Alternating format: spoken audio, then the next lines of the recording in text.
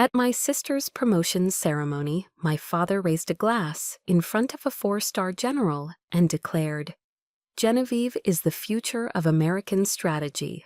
Then he turned to me, his voice dropping. "Kaylin, on the other hand, she's just a supply clerk, a throwaway." Laughter rippled through the room, but they didn't know that this throwaway would soon own the very legacy they were standing on. My name is Kaylin Vance. I'm 31 years old, and on that crystalline evening in Washington, D.C., I felt like a ghost haunting my own life. I was standing in the cavernous main hall of the Officers Club at Fort McNair, a place so steeped in tradition you could practically smell it on the air. A heavy mix of lemon-scented floor polish, old money, and the unyielding pride of the U.S. Army. The gleaming oak floors reflected the light from towering crystal chandeliers, splintering it into a million dazzling pieces. The room was a sea of deep blue Army service uniforms, the chests of high-ranking officers glittering with rows of medals that told stories of service and valor. And then there was me. I wore a simple, navy blue cocktail dress, a deliberate island of civilian anonymity in an ocean of military prestige. I felt utterly and completely out of place. My mother, Dr. Isolde Thorne, a woman whose scalpel was warmer than her smile, glided past me with a curt, clinical nod. Her attention was already captured by the wife of a general, her hand extended in a gesture of practiced charm. Across the room, my sister, Genevieve, was the radiant sun around which this entire universe revolved. Freshly promoted to the rank of major, her smile was a brilliant, perfectly rehearsed masterpiece. She was the center of it all. I was a shadow, a name on a list, an uninvited guest at my own family's celebration. I clutched my glass of water like an anchor in a storm, retreating to a corner where the wallpaper was more interesting than the conversations I wasn't a part of. Then my father, Dr. Alistair Thorne, stepped up to the podium. His voice, lectern-perfect and resonant, filled the hall. He spoke not like a father, but like he was delivering a keynote address at the Strategic Studies Institute. He lauded Genevieve as the very embodiment of the Thorne legacy, praising her as a strategic mind that will shape 21st century defense policy. The words were polished, powerful, and entirely devoid of genuine warmth. As the polite applause subsided, General Miller, an old family friend with 4 silver stars gleaming on his shoulder, turned to my father. "A brilliant girl, Alistair, truly," he said with a warm chuckle. "But what about your other girl? I heard she was a Marine." A collective, curious gaze shifted in my direction. For a moment, the room held its breath. My father smiled, but the expression was a cold, barren thing that never reached his eyes. His gaze found me in my corner, pinning me to the wall like a specimen. Kaylin," he said, his voice carrying with effortless authority, loud enough for everyone in the vicinity to hear clearly. He paused, as if searching for the right diplomatic words. "She's very good at making sure the boxes get where they need to go, on time." He let the dismissive words hang in the air for a beat, before delivering the final killing blow. "She's a supply clerk, a throwaway."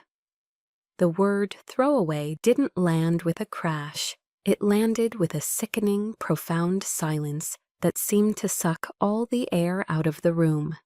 It was a silence punctuated by a few polite coughs, a ripple of awkward, half-formed laughter from someone who didn't know better, and the collective flicker of dozens of eyes turning away from me, suddenly finding their shoes or the ceiling intensely fascinating.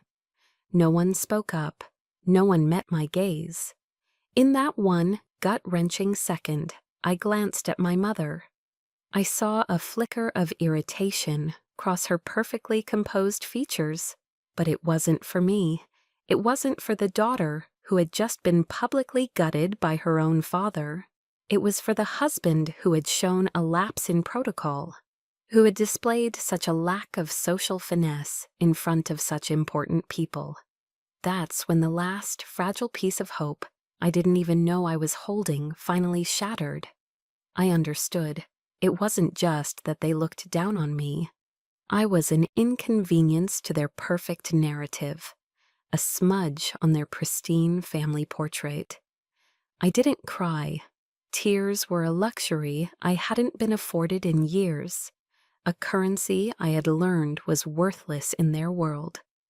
My spine, trained by the discipline of the Marine Corps, went rigid. My breathing remained even. My hand, which held my glass, did not tremble. With a slow, deliberate motion, I placed the glass of water down on a nearby table. The sound was a soft, definitive click against the polished wood. Then I turned my back on the hushed whispers and the polite, stifling air of the party. I walked, head held high, toward the massive carved oak doors. I didn't run. I didn't look back. I simply walked out, leaving behind the sound of their muted laughter, their glittering uniforms, and the entire hollow life I once thought was mine. The cold night air hit me, a welcome shock. In the quiet of my own mind, I saw a single clear image, a champagne flute, not shattering with a loud crash, but simply cracking from an internal pressure, then silently disintegrating into 1,000 pieces of fine, glittering dust. The engine of my old pickup truck hummed a low, steady rhythm as I drove away from Fort McNair, a familiar vibration that did little to soothe the tremor deep inside me. My knuckles were white on the steering wheel. I crossed the Arlington Memorial Bridge, the Lincoln Memorial a stoic, illuminated beacon in my rearview mirror, its light shimmering across the dark, cold surface of the Potomac River. The bridge is meant to symbolize reconciliation and reunification, a beautiful lie stretching over troubled waters. For me, it was just the road home, a road I knew by heart, a path that led straight back to the source of the wound. The word my father used, throwaway, wasn't a new weapon. It was just the first time he'd fired it in public. The memories began to surface, unbidden, as I drove through the quiet, tree-lined streets of Arlington. They weren't warm, comforting flashes of nostalgia. They were a map etched onto my soul, a detailed topography of every slight, every dismissal, every invisible scar that had led me to that moment in the officers' club. My destination appeared through the windshield, the stately 2-story red brick colonial house where I grew up. It stood perfect and imposing, the lawn manicured, the windows dark and blank. From the outside, it was the picture of American success. Inside, it had always been as clean, sterile, and cold as a museum gallery, a place for showcasing success, not for living. The ghosts of 1,000 dinners haunted its dining room. I could see it all with perfect, painful clarity. The heavy mahogany table, polished to a mirror shine, my father at the head, holding court. He would engage Genevieve in complex discussions about military doctrine, about Clausewitz and the future of asymmetric warfare. She would parry his points with the sharp intellect that would one day carry her to West Point, and I, sitting on the other side, would try to join in. I remember one evening, my sophomore year, bubbling with excitement over a robotics project I was leading. I had designed a small all-terrain drone for a school competition. I managed to increase the battery efficiency by 12%, Dad, I'd said, my voice full of pride. He had looked up from his plate, offering me a brief, distracted smile. He reached across the table and gave my shoulder a perfunctory pat. "That's interesting, sweetheart. Very clever," he'd said, his eyes already flicking back to my sister. "Now, Genevieve, tell me about that essay you're writing on post-war Reconstruction strategies." And just like that, my small, tangible achievement dissolved into the air. Unimportant, unheard. The favoritism wasn't just in his words, it was woven into the very fabric of our lives. When Genevieve received her acceptance letter to West Point, it was as if she had single-handedly won a war. My parents threw a massive party. Hundreds of guests milled through our cold, perfect house, champagne flutes in hand, celebrating the continuation of the Thorne legacy. It was a strategic event, a networking opportunity disguised as a family celebration. A year later, my own letter arrived. It was from the United States Marine Corps. I hadn't told them I was enlisting, I knew better. I left the envelope on my father's desk in his study.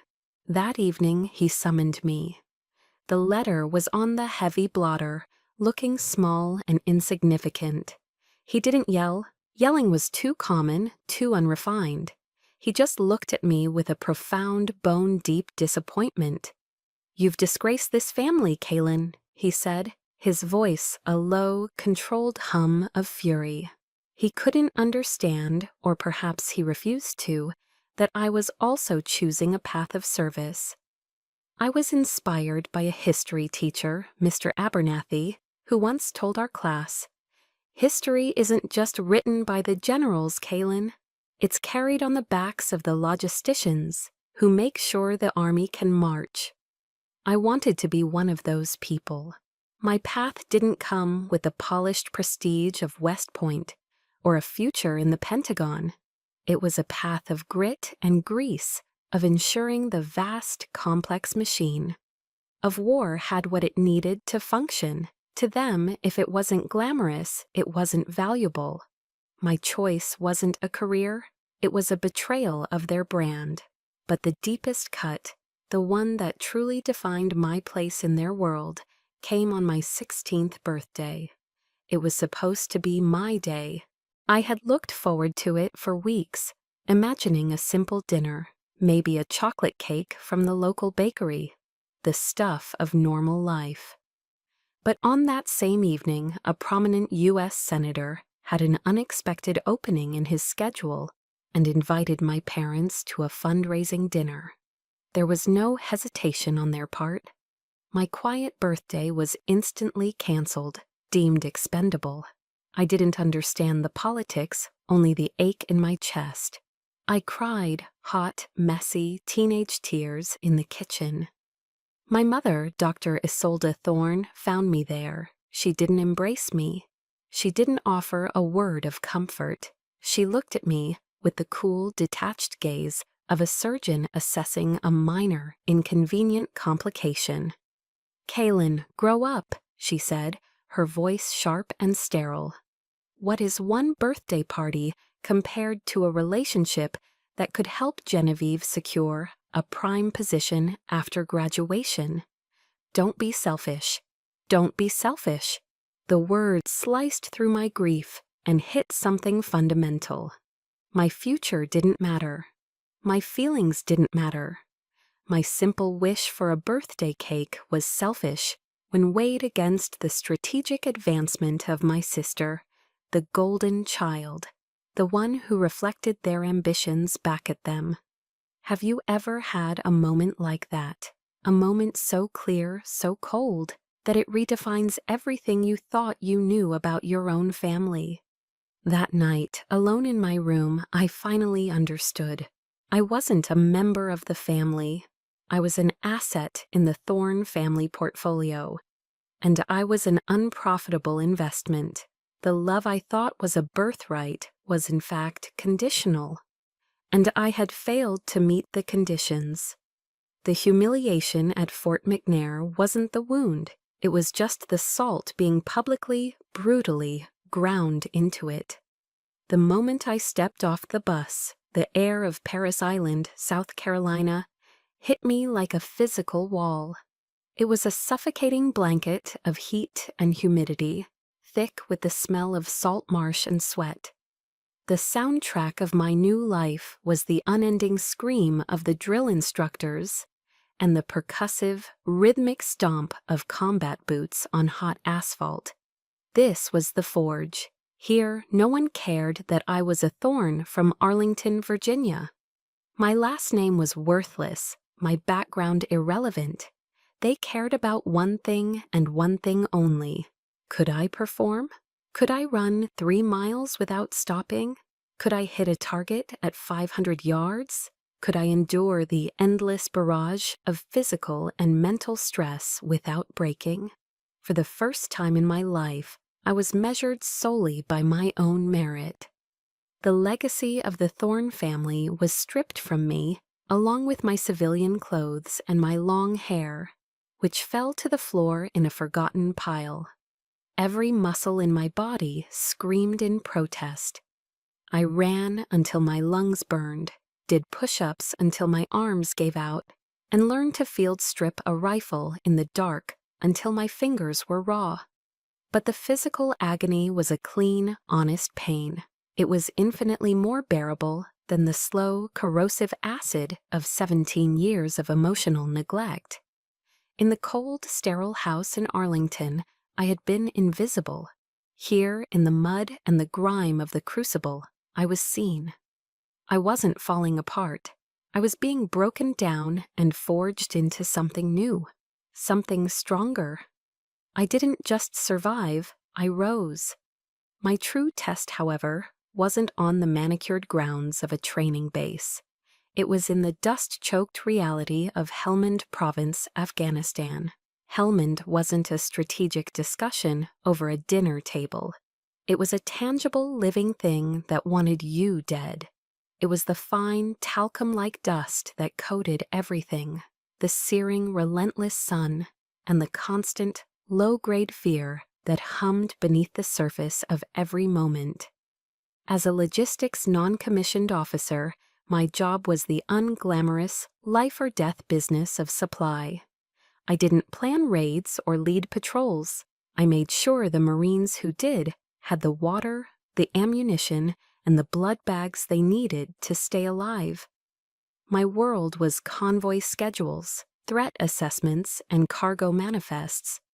I had to get my trucks from our main base to the forward operating bases, the FOBs, often under the cover of darkness, when the risk from improvised explosive devices, IEDs, was at its absolute peak. I learned to read the subtle language of the landscape, to calculate travel times down to the minute, to trust my gut. My decisions had immediate, irreversible consequences. One sweltering afternoon, a convoy was scheduled to depart for a remote outpost, Fob Gannon. The intelligence report showed the usual route as clear, but something felt wrong. A knot of pure instinct tightened in my stomach. I spent an hour poring over topographical maps, identifying an older, less-traveled dirt track that would add 40 minutes to the drive. My commanding officer was hesitant, but I was insistent. I staked my reputation on it. He reluctantly gave the order to change the route. The next day, we got the report. A massive IED had been discovered and disarmed on the main route, exactly where our convoy would have been at the time of my original departure schedule. There was no medal for my decision, no public commendation. There was only the quiet, unspoken gratitude in the eyes of the young Marines whose lives I had saved. And for me, that was more valuable than any award my father could have mounted on his wall. During my entire one-year deployment, I received a single email from my family. It wasn't from my mother or father, it was from Genevieve. The message contained no questions about my health, no words of concern for my safety. It was a simple, transactional request.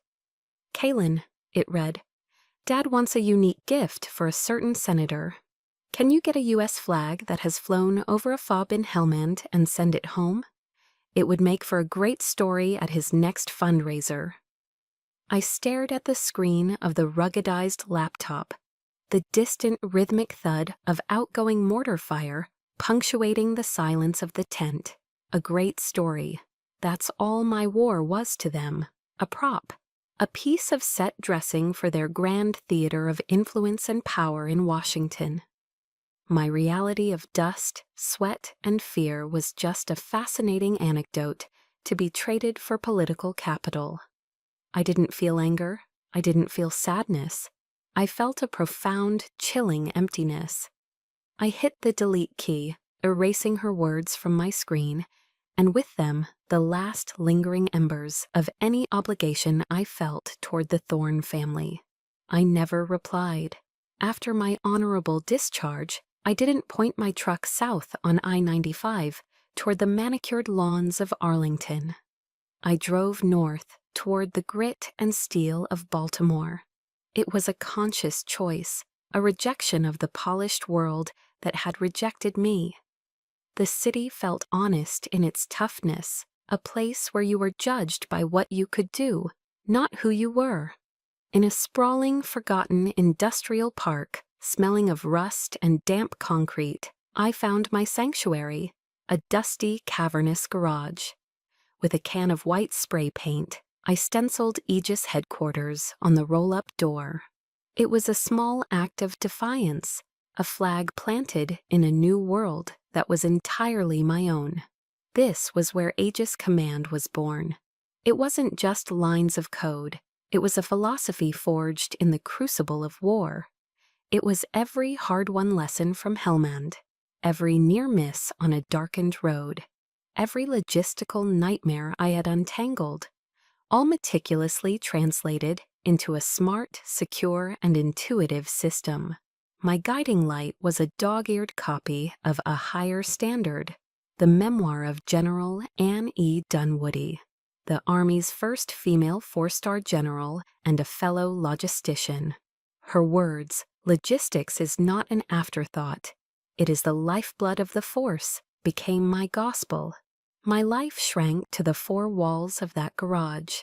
I existed in a simple monastic loop, fueled by my meager savings.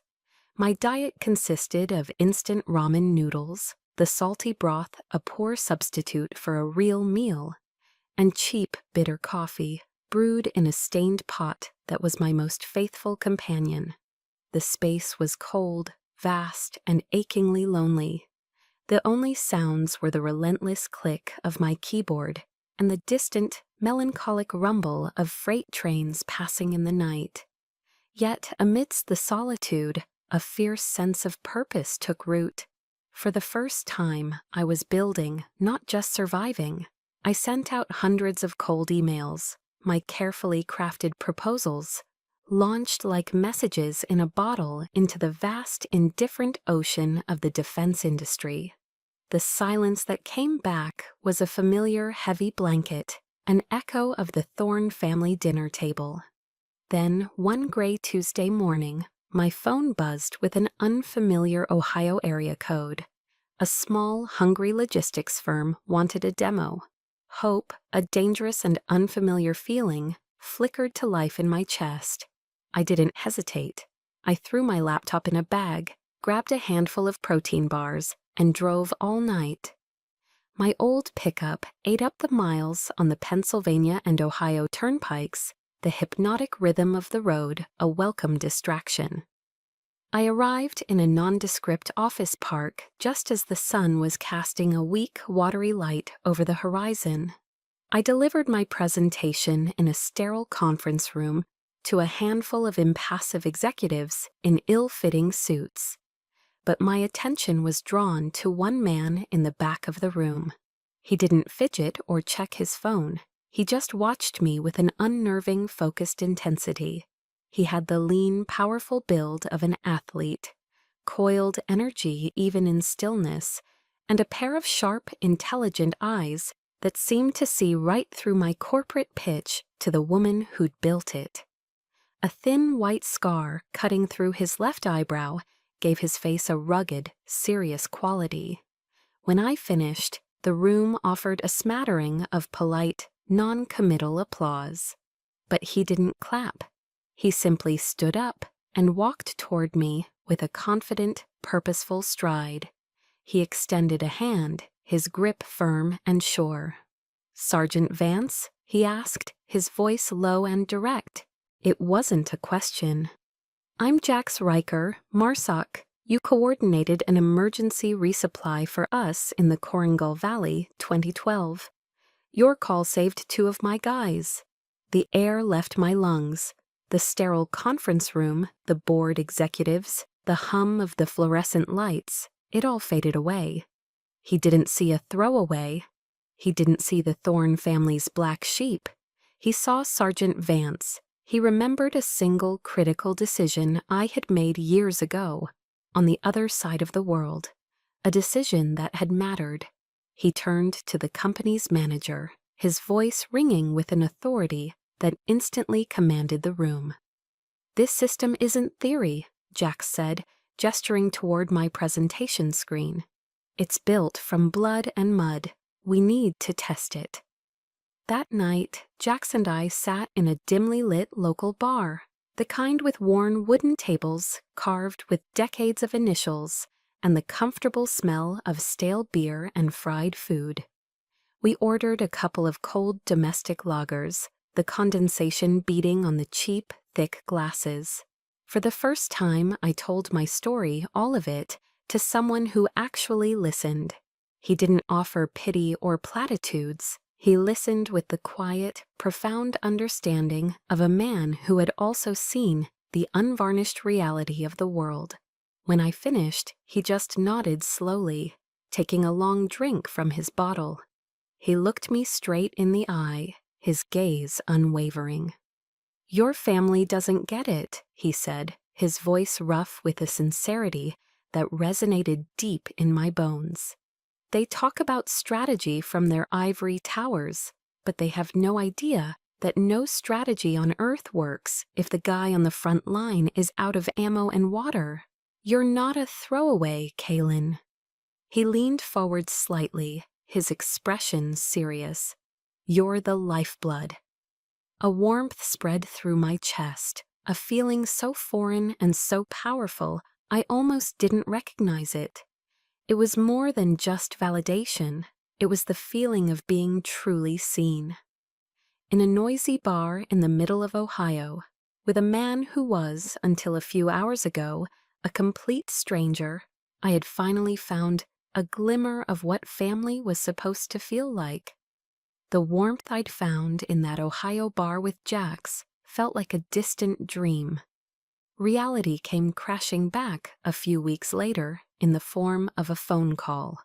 The caller ID displayed a number I hadn't seen in over a year. Alistair Thorne, my father. A cold knot formed in my stomach. I let it ring 4 times, my thumb hovering over the decline button, before a lifetime of conditioning made me answer. "Kaylin." His voice was the same as always, booming, authoritative, and completely devoid of warmth. It was the voice of a man accustomed to being obeyed. "I saw mention of your little company in an industry newsletter. Well done. You've finally learned how to generate value." I remained silent, gripping the phone so tightly, my knuckles ached. The compliment wasn't a compliment. It was an assessment, a valuation. He was establishing a baseline before making a withdrawal. The silence stretched, and I refused to fill it. He finally continued, a slight edge of impatience in his tone.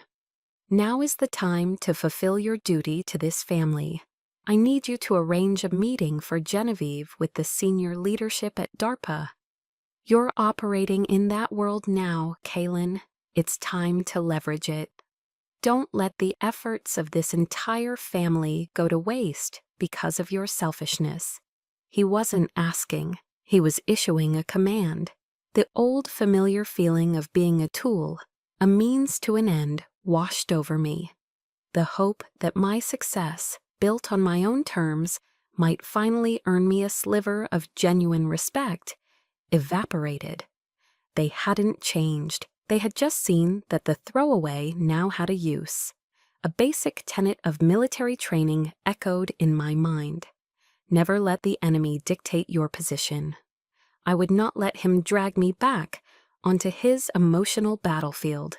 My little company was built on merit, not connections, I said, my voice steady and cold. I'm not in a position to arrange that kind of meeting. Make yourself in a position, he snapped, his true colors showing. That's an order. He hung up before I could reply.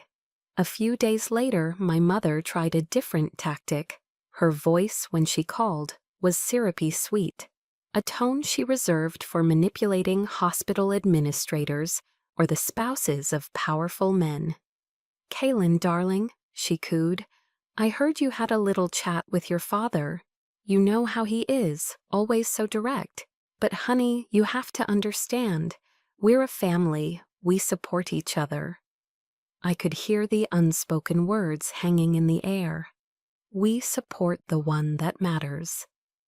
Genevieve is at such a crucial stage in her career, my mother continued, her voice dripping with manufactured concern. You wouldn't want to be the one to stand in her way, would you? Think of the family's image. What will people think if they see we aren't united? She never once asked how I was. She never mentioned Aegis Command beyond its utility. It was all about Genevieve's career, the family's image, what other people would think. I was just a cog in their public relations machine. I took a deep, steadying breath, the image of Jax's earnest face in that bar flashing in my mind. His words came back to me, a shield against her venomous sweetness. You're not a throwaway, Kaylin. You're the lifeblood. Mother, I said, my voice devoid of the anger I felt, replaced instead by a chilling, resolute calm. I will not use my company as a stepping stone for anyone.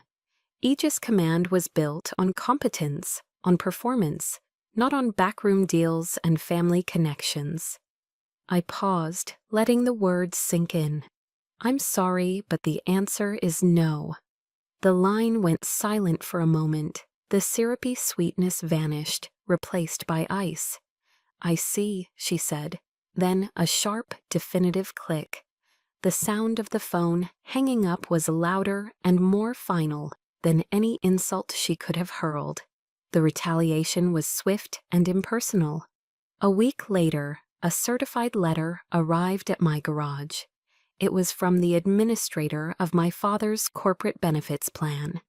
It was a formal, jargon-filled notice informing me that, as a non-dependent adult with my own source of income, my coverage under the Thorne family's health insurance plan had been terminated, effective immediately. It wasn't about the money. It was a message. It was a punishment for my disobedience, a clear and calculated move to remind me of my vulnerability, to show me that they still held power over my well-being. They were cutting the last practical tie that bound me to them.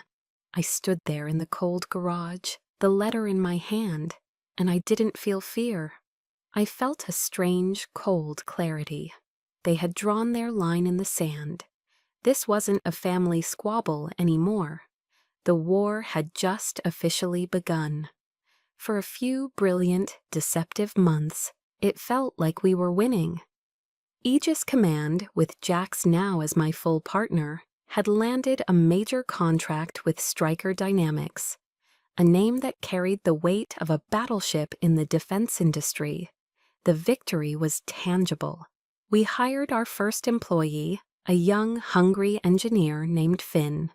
The cold garage in Baltimore began to feel less like a hideout and more like a real headquarters, buzzing with the low hum of servers and the energy of creation.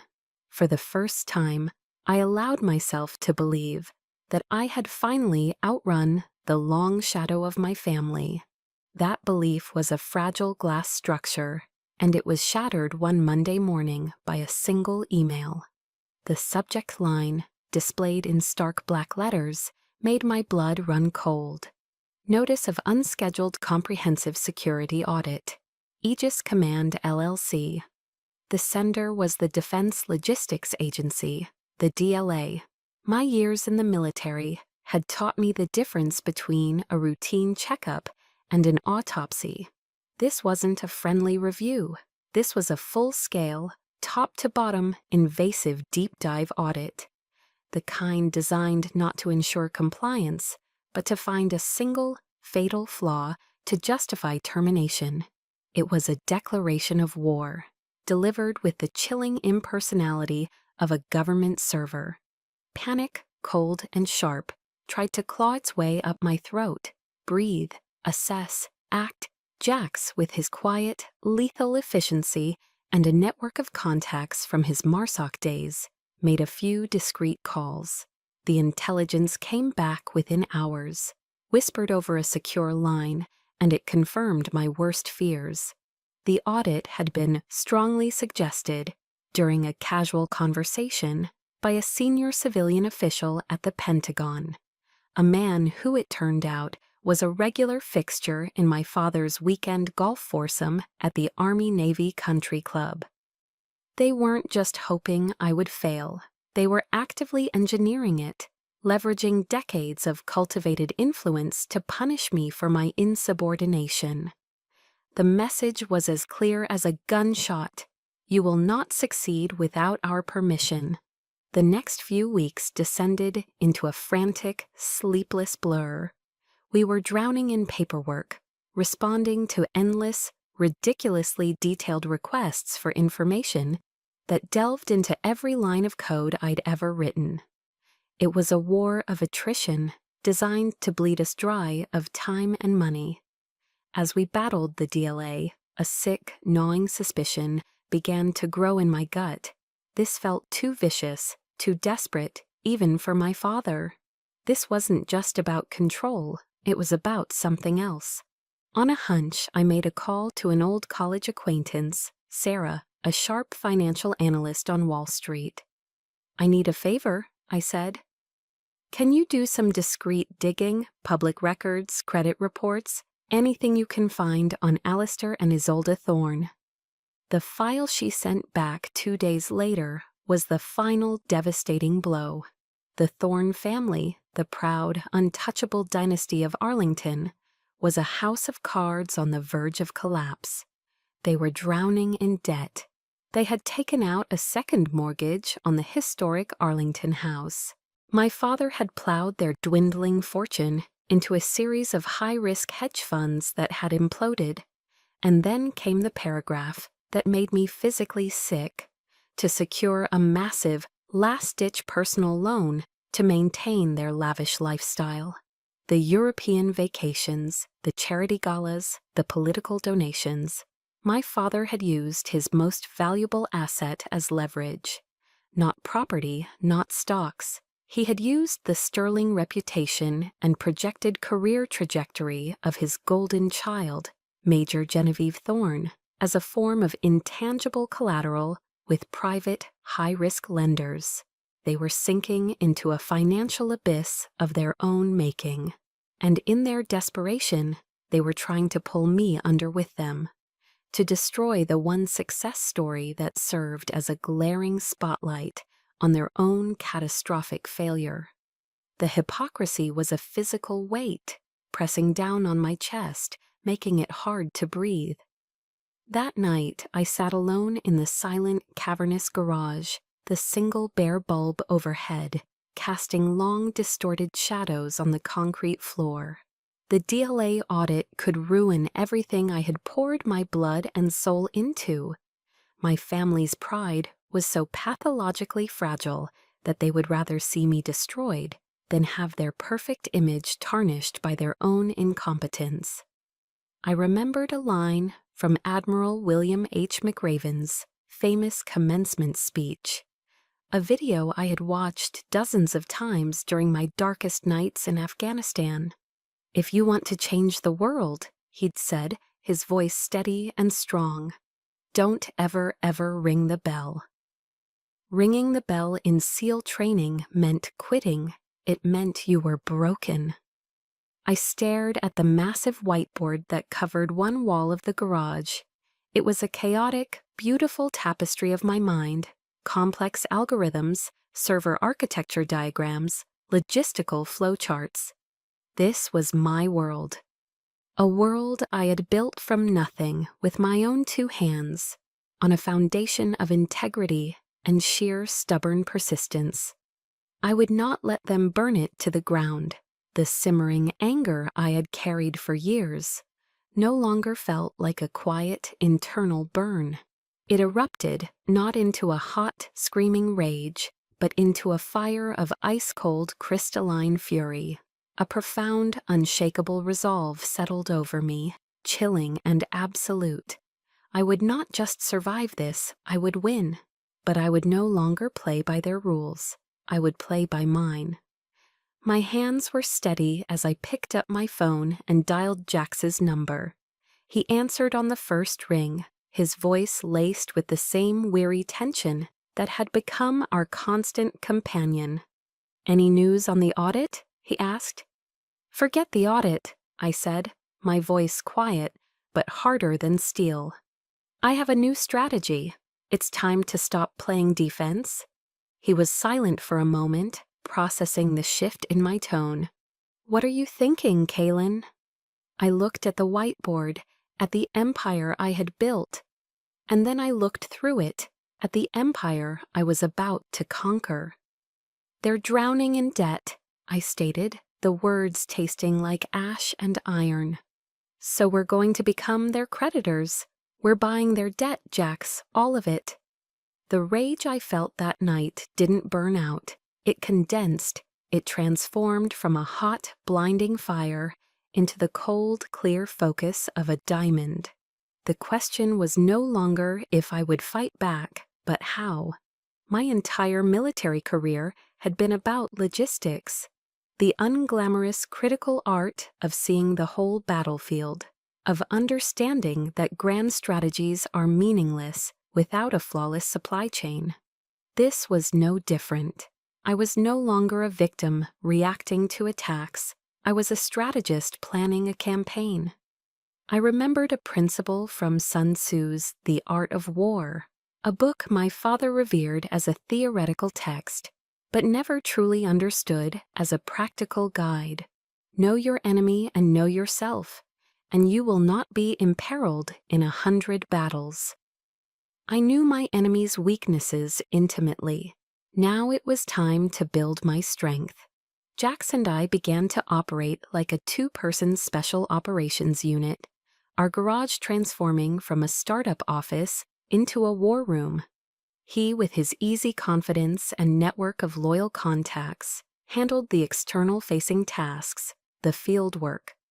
I became the commander, the strategist, the intelligence officer, working from the glow of my multiple monitors.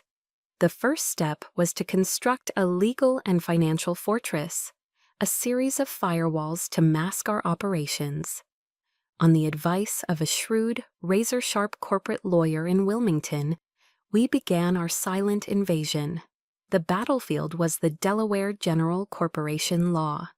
We established a series of anonymous LLCs, each a ghost entity with a bland, unremarkable name designed to be utterly invisible. Sentinel Holdings LLC was our first deployment. Its sole mission, to discreetly approach the secondary lender holding the second mortgage on the Arlington house and purchase the debt at a discount. The bank, seeing a toxic asset, was only too happy to offload it. With a single wire transfer, I owned the roof over my family's head. Next came Vanguard Medical Partners LLC. My mother's stress-induced heart problems, a fact I'd gleaned from a public hospital gala announcement, were generating a steady stream of exorbitant medical bills. As they went unpaid, they were sold off to aggressive collection agencies. Vanguard was there to buy that debt, becoming the silent arbiter of her health care. And then there was my masterpiece of sublime, bitter irony, Keystone Strategic Solutions LLC. This entity was created to offer an anonymous, high-paying consulting contract directly to my father. He, whose ego would never allow him to believe he was unemployable, accepted the generous offer from the mysterious firm, oblivious to the fact that he was now my unwitting employee. I was paying his salary with the profits from the company he had tried to destroy. With my financial weapons in place, my role shifted. I became an intelligence analyst, my methods honed by years of military threat assessment. I followed their lives not as a distant daughter, but as a hunter tracking its prey. I monitored Genevieve's proud, oblivious social media posts from exclusive DC events. I read my father's arrogant op-eds on foreign policy in defense journals. I cross-referenced names from charity event programs with public records. Every piece of data was a tile in a mosaic of their staggering hypocrisy. I knew where they dined, which galas they attended, where they vacationed. I saw the nauseating contrast between their public image and their private reality. They posted smiling, carefully curated photos from a ski trip in Aspen, projecting an image of effortless wealth, while their Amex and Neiman Marcus credit card debts were being sold off in delinquent bundles for pennies on the dollar. And I, through my network of phantom LLCs, was always there to buy them. Every unpaid account, every desperate line of credit eventually found its way into my invisible financial empire. All the while, the DLA security audit raged on. It was their primary weapon, a constant, grinding pressure. But they had fundamentally underestimated me. They saw a supply clerk, not a Marine NCO who had built a system born from the unforgiving logic of the battlefield. Aegis Command wasn't just good, it was perfect. It was built with military-grade discipline and a paranoid level of security. Every line of code was documented, every protocol triple-checked, every firewall hardened against any conceivable intrusion. For 3 grueling weeks, we complied with every request, answered every question, and submitted thousands of pages of documentation. We were exhausted but flawless. The DLA auditors, career bureaucrats who expected to find a sloppy, corner-cutting startup, found a digital fortress instead. They couldn't find a single significant vulnerability, not one crack in the armor they could exploit. They were forced, reluctantly, to issue a positive report, clearing Aegis Command of any wrongdoing. It was my first major victory, a silent but resounding win that echoed through the small, insular world of defense contractors. I had faced their best shot, their full political power, and I had not buckled. I had proven my competence under fire, not on a foreign battlefield, but in the sterile, high-stakes war of federal contracting. That night, Jax, Finn, and I celebrated with cheap pizza and beer in the garage. But as they laughed and recounted the most ridiculous of the DLA's requests, a quiet, cold confidence settled over me. This was just one battle. The war was far from over. But now my supply lines were secure. My secret weapons were deployed. My invisible empire was built. I was ready for the final confrontation. The phone call came a week before Thanksgiving. It was my mother. Her voice, for the first time in what felt like a lifetime, was coated in a thin veneer of warmth. It was a clumsy, unnatural sound, like a predator trying to mimic the call of its prey. "Kaylin, darling," she began, "Thanksgiving is almost here. Why don't you come home for dinner? We miss you." We miss you. The lie was so blatant it was almost insulting.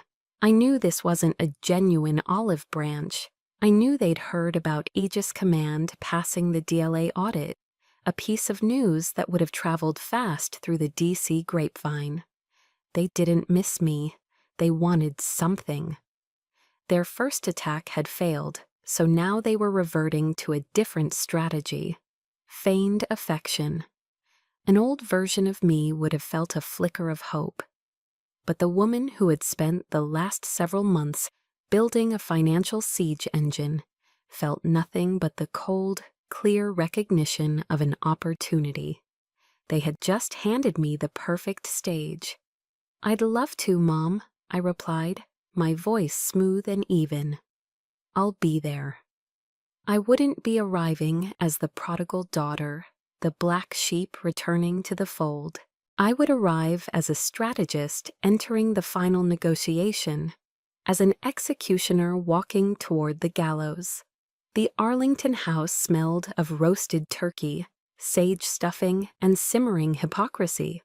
The table was set with the family's finest silver and china, a perfect picture of holiday tradition. Genevieve was there, looking brilliant in a cashmere sweater, her conversation light and effortless. My father carved the turkey with practiced patriarchal authority, while my mother fussed over the cranberry sauce. The tension in the room was a palpable thing, a thick, cloying atmosphere of unspoken needs and false pleasantries. They waited until after the main course, after the wine had been poured, and the pretense of a happy family dinner had been sufficiently performed. My father cleared his throat, placing his fork and knife down with a delicate clink. He beamed at me across the table, a magnanimous, condescending smile. "Kaylin, your mother and I are so incredibly proud of what you've accomplished with your company," he began, the praise as hollow as a drum. "It's truly remarkable." He let the statement hang in the air, waiting for me to bask in it. I simply stared back, my expression unreadable. He continued, getting to the real point of the evening. "The thing is, the family has found itself in a bit of a tight spot financially. A temporary cash flow issue, you understand. With your recent success, we were hoping you might be in a position to help out a little." This was it, the moment I had been planning for.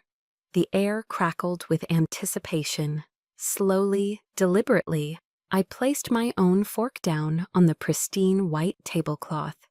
The small sound seemed to echo in the sudden silence.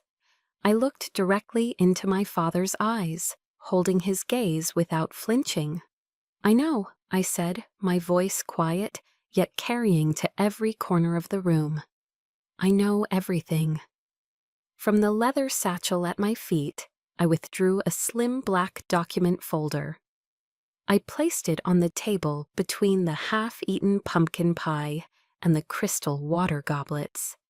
The soft thud of the folder hitting the wood was like a gavel striking down. My father's smile faltered. My mother's hand froze on its way to her wine glass. Genevieve just looked confused. I opened the folder. "You're right, Dad. The family is in a tight spot." I slid the first document across the table toward him. "This is the deed transfer for this house. The second mortgage was purchased 6 months ago from the bank by a company called Sentinel Holdings, LLC. My company. I own this house." His face, flushed with wine and self-importance, began to pale. I didn't give him time to respond. I turned to my mother, sliding another paper in her direction. "And your recent heart troubles must be very stressful. I know the medical bills were. Thankfully, a firm called Vanguard Medical Partners bought all of your outstanding debt from the collection agencies. Another one of my companies. I've been paying for your treatment." My mother's mouth opened slightly, a small, silent O of disbelief. Her carefully constructed composure began to crumble. Finally, I looked back at my father. I pushed the last document toward him. "And this is a copy of your most recent consulting contract, the one you signed with Keystone Strategic Solutions. A very generous contract, I might add." I let a small, cold smile touch my lips. "Also my company. The unexpected blessings that have kept this family afloat for the last 6 months. Every single dollar came from me. The silence that fell over the dining room was absolute. It was a heavy, suffocating void where a family used to be.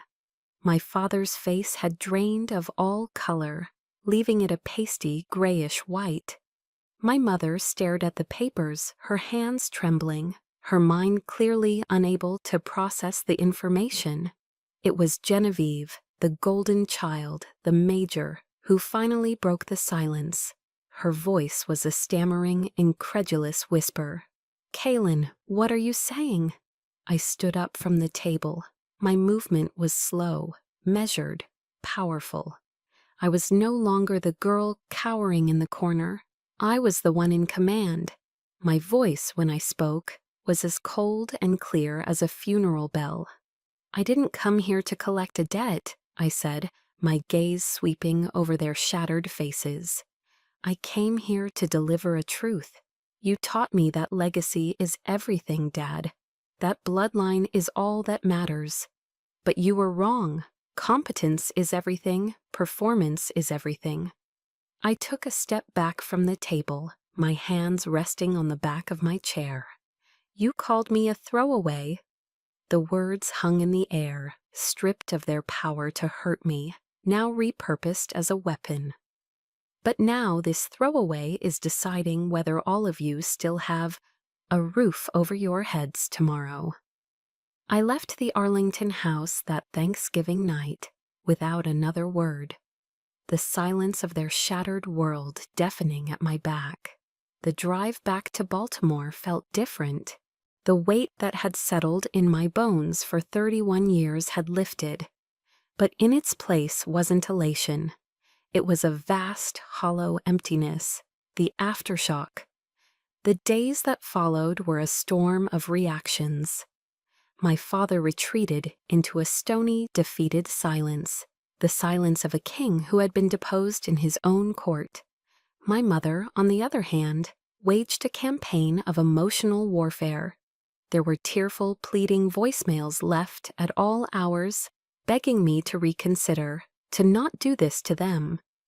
Then came the barrage of furious text messages from Genevieve, a torrent of digital venom calling me a traitor, a cold, calculating monster who had destroyed her own family for sport.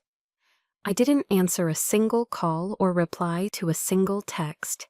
The emotional battlefield they had always controlled was now closed for business. Instead, I had my lawyer draft a formal, unemotional email. It clearly stipulated the new terms of our relationship. They could continue to reside in the Arlington house, provided all non-essential spending ceased. My father's consulting contract with Keystone was terminated, effective immediately. My financial support would be limited to covering the basic mortgage payments and my mother's essential medical needs. The email ended with a clear, concise sentence. Further communication regarding these matters should be directed to my legal counsel. I wasn't their bank. I was merely the entity keeping their ship from sinking completely. A week later, I drove with Jax down to Virginia Beach. I had made a decision. Aegis Command was moving. We needed a new headquarters, a place with salt in the air and a wide-open horizon, far from the suffocating power corridors of Washington, D.C. It was a symbolic and necessary move, a final severing of geographic ties. We sat on the sand, watching the gray Atlantic waves roll in and recede. The salty wind felt clean, like it was scouring the last remnants of the thorn toxicity from my soul. "How are you feeling?" Jax asked quietly. His gaze fixed on the horizon. I hugged my knees to my chest and answered with the most honest words I could find. "Empty," I said, my voice barely a whisper above the sound of the surf. "I won, but it doesn't feel like a victory. It feels like an amputation, like cutting off a gangrenous limb. It's painful, but it was necessary to survive." Jax nodded slowly, understanding without needing more explanation. "That is the victory, Kaylin," he said. "The victory wasn't the moment they fell apart. It was the moment you realized you could live without their approval." His words resonated with something I had been reading, the works of Brené Brown on vulnerability and courage. She wrote about the courage to set boundaries and the pain that often comes with it. This was my rumble with vulnerability, and it was the hardest thing I had ever done. My final test came a few days later. My mother drove all the way to Baltimore and appeared, unannounced, at the door of my garage. She looked smaller, lost, stripped of her Arlington authority and social armor. She stood awkwardly on the oil-stained concrete, a ghost from a past life. "Can't we start over, Kaylin?" she pleaded, her eyes filled with a desperation I had never seen before. "As a family." I looked at her, really looked at her, and for the first time, I didn't feel the familiar sting of anger or the dull ache of resentment. I just felt a profound, bottomless sadness for what we never were and could never be. "No, Mom," I said, my voice gentle but firm. "That ship sailed a long time ago. I will always make sure you have what you need to be safe and healthy. I promise you that." I took a small step back, creating a physical and emotional border between us. "But the family you want, that's gone." I pulled the heavy garage door down, the rattling chain a sound of finality. I hadn't closed it with anger. I had closed it with acceptance. The war was over. The borders were drawn. And on the other side of that line, for the first time, was my own undisputed territory. Our new headquarters in Virginia Beach thrived. Aegis Command grew into a leading name in secure logistics, respected for its efficiency and the impenetrable security I had built into its very DNA. We landed contracts that would have been unimaginable back in my cold Baltimore garage. But as the company flourished, I felt a familiar hollowness begin to creep back in. I soon realized that my greatest achievement wasn't going to be measured in the cold, hard numbers of a balance sheet or the prestige of a new government contract. My true legacy had to be something more, something that would fill the void that victory alone could not. That's why I started the Valkyrie Initiative. It's a nonprofit foundation funded by a dedicated percentage of Aegis's profits. Our mission is to provide seed capital, strategic mentorship, and a network of support to female veterans wanting to start their own businesses. I wanted to build the lifeline that I never had, to be the person who saw potential where others saw risk. In Norse mythology, the Valkyries chose who would live and who would die in battle. My Valkyries, I decided, would help women choose how to live fully and powerfully after their service was done. Our office isn't a gleaming glass tower designed to intimidate. It's a warm, open-plan co-working space a few blocks from the beach, filled with comfortable chairs, endless coffee, and the vibrant energy of collaboration. It's a place where tough, brilliant women can share ideas, celebrate wins, and most importantly, support each other through failures without judgment. I found a deeper, more resonant joy in seeing their businesses take flight than I ever did in my own. I wasn't just building a company anymore. I was building a community. My life, once defined by the echoing silence of a sterile house in Arlington, was now filled with the rich, joyful noise of a family I had chosen for myself. There was Jax, my partner in business and in life, the quiet, steady bedrock of my new world. There was Finn, our brilliant first hire, whose youthful enthusiasm felt more like that of a younger brother than an employee. There was the ever-growing circle of women from the Valkyrie Initiative, a fierce and loyal sisterhood forged in shared ambition and mutual respect. And there was Liam, a kind-eyed naval architect I met while walking my dog on the beach, a man who saw all my scars and loved me for them, not in spite of them. He loved me for the person I was, not for the company I owned or the connections I had. Our weekend dinners were a world away from the tense, strategic affairs of my past. We'd gather on my back deck, the air thick with the smell of Old Bay seasoning from a massive pot of Maryland-style steamed crabs spread over a newspaper-covered table. There were no discussions of power or policy, only the messy, wonderful chaos of shared stories and easy, unbridled laughter, set to the soundtrack of clinking beer bottles and the rhythmic crash of the nearby waves. This was my new legacy. It was loud, imperfect, and beautiful. One evening, I was standing on my balcony, watching the last sliver of the sun dip below the Atlantic horizon, painting the sky in serene shades of orange and purple. My phone buzzed on the table beside me. It was a number I hadn't dialed or answered in over a year. Alistair Thorne. A ghost of the old tension flickered inside me, a reflexive tightening in my chest. But it was just a flicker, a muscle memory, not a fire. I took a breath of the salty air and answered the call. For a long moment, there was only the sound of his unsteady, shallow breathing on the other end of the line. Then his voice came, not booming or authoritative, but thin, frail, and trembling with an emotion I couldn't quite place. "Kaylin," he started, his voice cracking. I just wanted to say, I'm sorry." I stood there, my hand resting on the balcony rail, listening to the gentle sea breeze rustle the leaves of the palm trees. The words I once would have given anything to hear, the words I had craved for decades, now landed without impact. They were just sounds, empty of the power they once held to either wound or heal me. I didn't feel a surge of triumph. I didn't feel the sting of anger. I just felt quiet, a profound and settled peace. "I heard you," I said softly, and then I gently ended the call. In that moment, I knew I had forgiven them.